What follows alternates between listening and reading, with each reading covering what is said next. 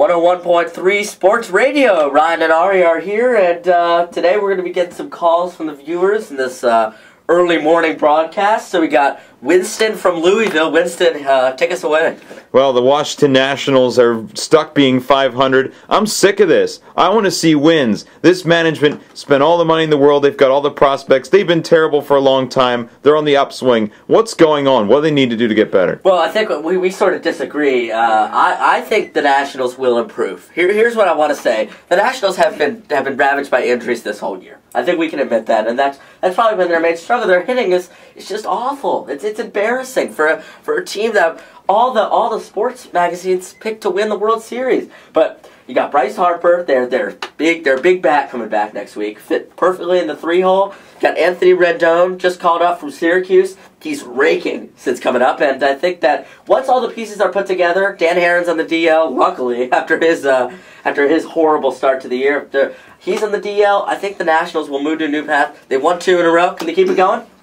I really don't. I do not like the Nationals. Meaning, I don't like the way they've been doing these past few weeks and past few series.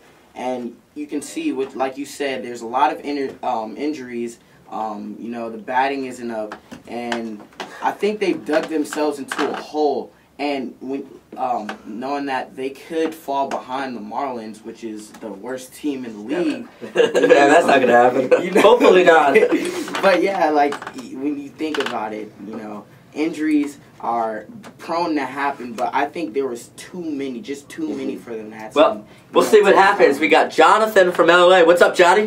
Well, LeBron James, he's not the best. I don't think he's the best. Just because he has 2 championships, he's the freaking worst. I don't care. Yeah. He's just the worst. He shouldn't even be in the conversation. Man, Ryan's a Heat fan, so let me take this one off. I think he's good, but he can't be compared with Jordan, probably the greatest player of all time. Yeah, LeBron's physical. He's probably the best physical player, if not of all time. But Michael Jordan is beyond elite, and I think LeBron can't fit in that level. What do you think, Ryan? Well, LeBron, passionate Heat fan right here. LeBron is a monster. I personally like LeBron. LeBron isn't my favorite player in the league. Dwayne Wade is, but ever since LeBron has brought his talents down to South Beach, which everybody was mad about, but I feel that LeBron should be in the conversation with Jordan because he has put so much work and effort in. He's put up the stats. He's surpassed Kobe's stats, but way before Kobe. But here's what I want to say. Okay, Jordan had Scottie Pippen.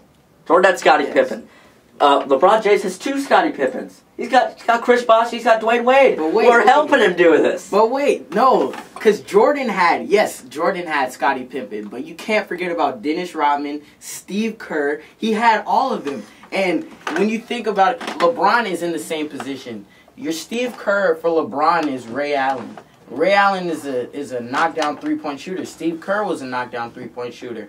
Your Dennis Rodman for LeBron is Chris Anderson. Chris Anderson is a crazy rebounder. Man, he's great. He's really physical. So yeah, you can't really say that LeBron has more, even though he does have a Chris Bosh.